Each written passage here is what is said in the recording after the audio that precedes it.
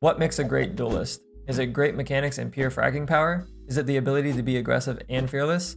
If aggression is required, what is too much aggression and what does that look like?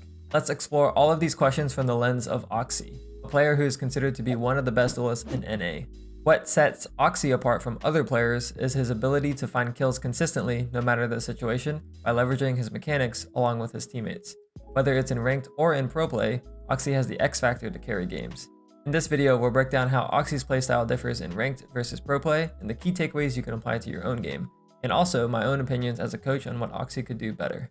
Starting on defense, the most common pattern that I saw is that Oxy is looking for a fight at the start of every single round. On the Neon Lotus VOD that I watched, he's pretty much hugging barrier every single round, looking to either fight A rubble or C mound. If the enemies are there, he's very comfortable just fighting to the death, trying to convert as many kills as he can. He's likely been in these situations so many times that he knows what to do in most of these situations. Let's take a look at this round when he fights A. Before the round even starts, he's letting his teammates know that he wants to fight A by saying "let's go team," and he throws the stun towards right side to block off the choke. As soon as he spots the enemy Neon throwing the wall to cross, he throws his wall to counter so that he's able to cross rubble. From here, he knows he has to take the early 1v1 against the Neon, even if it means sliding into a stun. This is because if he delays his fight, the wall is going to drop and he might get pinched from both sides. Luckily, he gets the kill through the stun, and from there, he's screaming. Help, help, help! Notice how well he plays his position by not over-peeking and letting his teammates take the next fight. By tucking into cover, he doesn't get immediately traded, and it buys enough time for his Reyna to get 2 kills. And then he tries to kill the Clove, but he gets traded anyways. The important thing on looking at this A fight is a lot of this is him understanding what to do despite all of the chaos. Let's take a look at another example over at C mound. The first thing I want to highlight is his pre-round comms where he's asking for the one-way and letting his teammates know that he wants to fight C. Guys, yo, alright, listen, bro. Smoke C. I'm fine this shit. Immediately off of barrier, he's going wide to hold the one-way. This angle normally catches people off guard, but this Neon's actually good at the game and walls. But since Oxy has probably fought in this area so many times, he knows that he should immediately stun and then go wide left. That stun basically stops anyone else from making it through the wall, and he's able to isolate the Neon and get that free kill.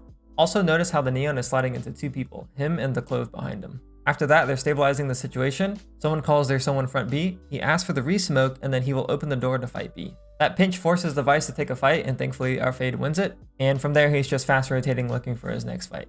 The reason why I picked these 2 rounds is because it highlights Oxy's comfortability on fighting neutral space. He knows exactly what to do when the enemies are there and how to counter it. And as you all know, the ability to fight on a duelist is very important. Okay, let's take a breather really quick. Oxy is good at fighting neutral space. That's pretty much clear. What's interesting though is that he actually won't get fights off of barrier all that often. The more common thing to happen is he will start on one of the extremities, fighting either A or C, and then they're actually not there.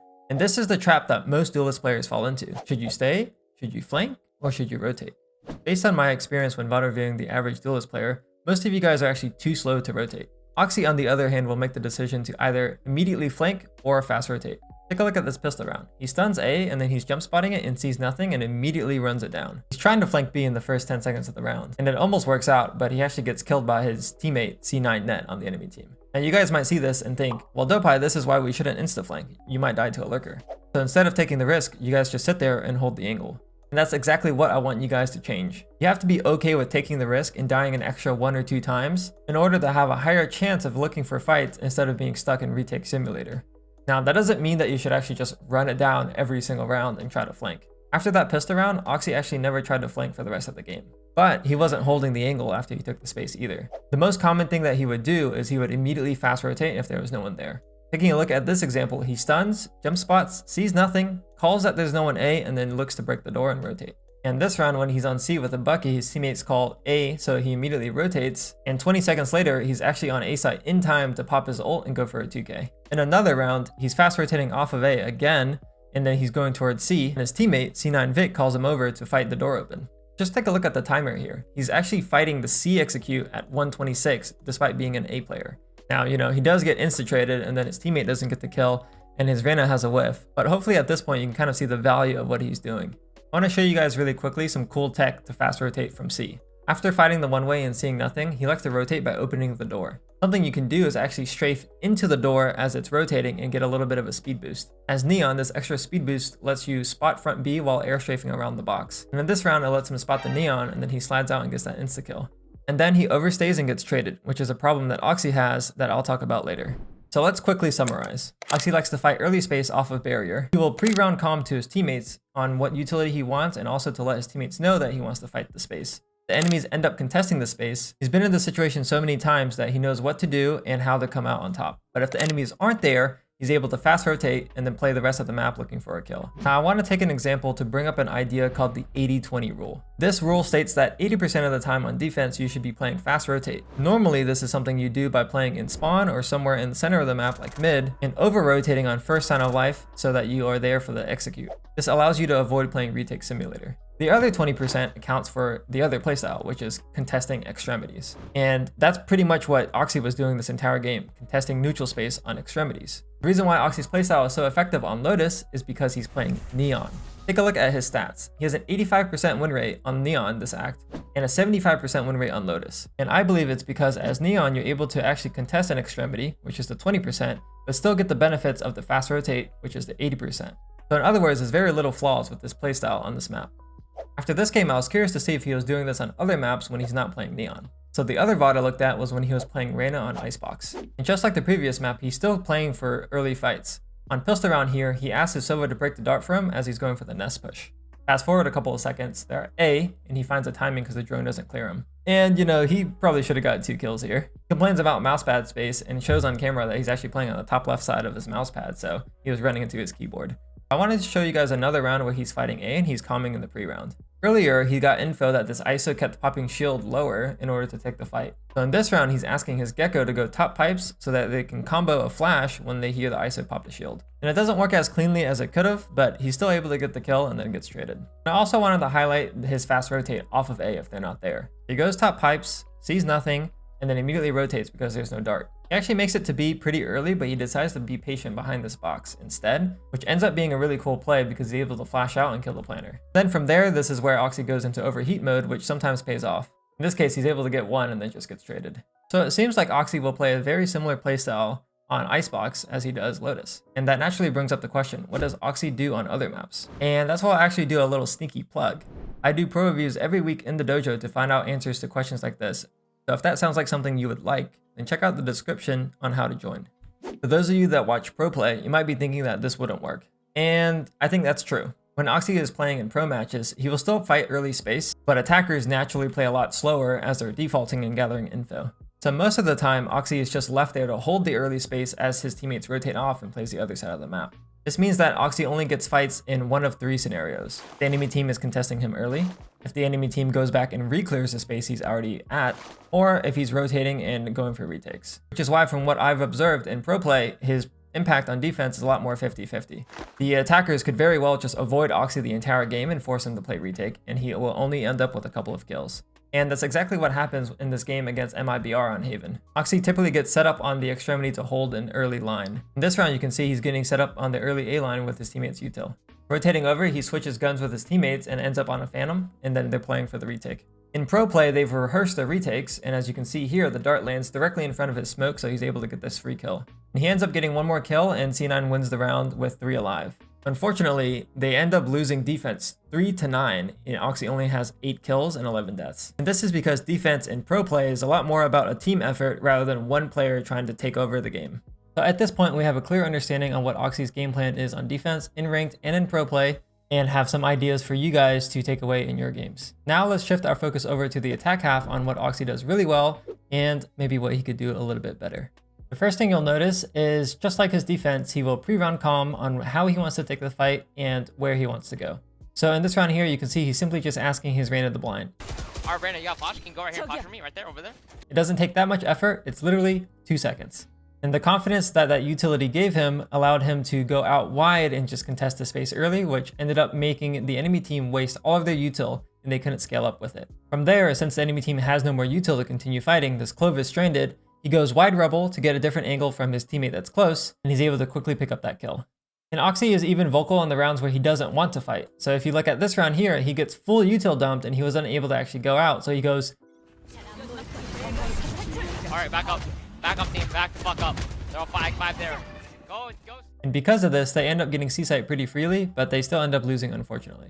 So basically, we're highlighting Oxy's comms here, but specifically how important it is for him to play with his teammates. Let's jump over to this other round here where he's taking tree. The only thing I really want to point out here is how minimal his comms are, but how effective they are. And on top of that, how he isn't actually just running it down. From what I've noticed, Oxy is actually a super disciplined player when it comes to taking the site. And I think that shows here. He takes tree with his teammates, he jump spots, sees a player, and then kind of stalls. And even after the initial kill, most duelist players would probably just run out and overheat, but he's okay with waiting for the Vice ult here, and even fully waiting out the Neon ult. And that gives him a pretty easy site take. And after he gets the kill and he gets a site, this is kind of where the problem that Oxy has is he will continue to take fights after he gets on site and most of the time die. But I still want to continue highlighting how disciplined he is during site takes. Hopping over to Icebox here, take a look at round 2. Follows his teammates off a barrier, which is common, but he's actually waiting for the drone to clear space and looking at the minimap to make sure that he's following it properly. I know this might seem obvious, but I've looked at a lot of pro VODs at this point, and sometimes you'll see pro players kind of just disrespect util all the time in ranked and kind of just look for their fights. He's very respectful of his drone and letting it kind of do its thing before he actually goes through his fights. And on top of that, he approaches the angles very cautiously. In this game in particular, he jiggled that yellow angle probably 3 or 4 different times. And that's because that angle actually isn't favorable for attackers because you're so close to the wall. Which is exactly what I'm trying to pinpoint here, is that Oxy, when he's going for executes, is very cautious, whether he's waiting for util, waiting for his teammates, or he's approaching each angle with specific techniques to clear them. And maybe the most impressive thing for me is how he doesn't just immediately run through the wall here to look for ecos. It looks like he thought about it for a second, but he's completely okay with kind of just sitting behind the wall, and thankfully his Gecko notices and he flashes for him, which allows him to get the kill. I want to reinforce this idea with another example on when he's going B with the Vandal. He pauses on the first angle while the drone is continuing to clear, and then after that drone clears that left side is when he finally peeks out and continues scaling. From there, when he is scaling top white, you can see he's actually being very slow. He's shift walking here. And as he's approaching these angles, he ends up hard clearing Snowman, which is a good peek, and then he jiggles the up-down angle. And that small detail on when to jiggle peek is, I think, one of the reasons why Oxy doesn't die that often when he's going for entry kills. But honestly, I don't think these rank clips do justice on how effective Oxy's entries are, so let's take a look at some of the examples he had against MIBR and Haven. So if you recall earlier, Oxy ended the first half with 8 kills and 11 deaths. I want you to guess what his scoreline will be once the game is actually over. Starting at this round that mounts the comeback for C9, this is pretty much a must-win round where they have stingers against rifles. Notice how Oxy jiggles and shoots a couple of bullets along with the breach blind to bait out that omen blind. From there, he tucks back into cover and then starts jiggling again, waiting for his teammates to be ready, and then goes for the entry. A simple updraft dash into the right side of sight allows him to avoid the trip and also avoid getting hit by his own teammate's util at default. I know he doesn't clear the corner here, which is maybe something he can work on, but at the very least, he still got his 2k. Hopping right into another round, notice how he's waiting for the drone before peeking into A site. He's following closely behind it, but Aspas was able to break it and then tuck. Some players might consider that an opportunity and continue going. And in ranked, it might be, but in pro play, he's going to slow it down a little bit and make sure he waits for the util. And this allows him to shift walk up a little bit closer so he has a bit further of a dash, and he combos it with the dart plus the stun. And he gets info that the jet is graffiti side, so he continues scaling that way with the omen blind, making sure that he holds the CT flood once he gets there. Shifting gears, let's take a look at a C site execute. You can see he has an outlaw because he was holding the early angle trying to punish any jump spots, and he trades guns with his teammate as he continues walking up C long. From here, he does the Durka entry, at least I consider it the Durka entry because that's where I first saw it, where he updrafts and dashes onto plat with the smoke and peeks out immediately to try to fight the spawn player. This entry is really good because it stops the spawn flood from coming out, and normally you can get longer range gunfights here, which is good against ecos, unless of course they're close plat on you. And then this is where Oxy's kind of let loose. He's very disciplined on the site takes, but once he has the site, he tends to overheat, and we'll see that here. What you'll notice is he's the only player this wide on the angle, and he's just fighting. And because of that, he ends up fighting an untradeable angle and dies to the only rifle on MIBR. His teammates still close out the round, thankfully, but you can kind of see how it could be a problem.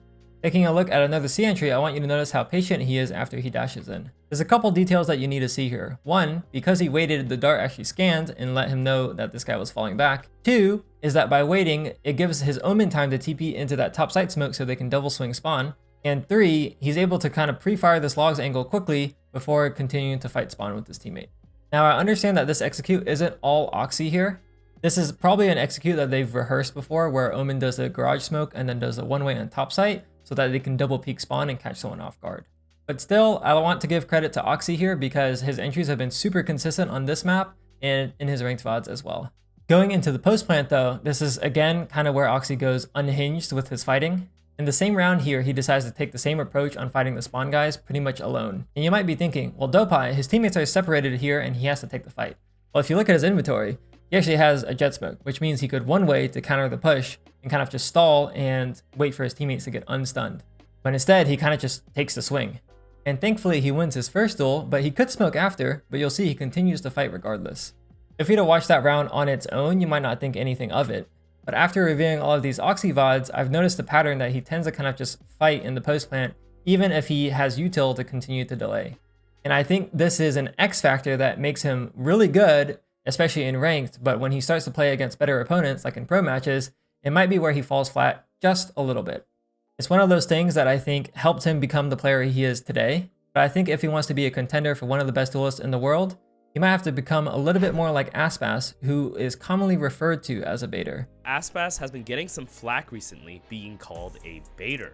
But this attack half was super impressive, so let's continue highlighting some more rounds. Take a look at this C split. We have 2 C long, droning, then we have a couple of players garage. The Breach ults garage, but instead of going for a traditional C split, he actually updraft dashes into window, and then he's hard flanking C from C link, which completely catches the attackers off guard. The util completely sets him up here, so kudos to C9 for coming up with the strat.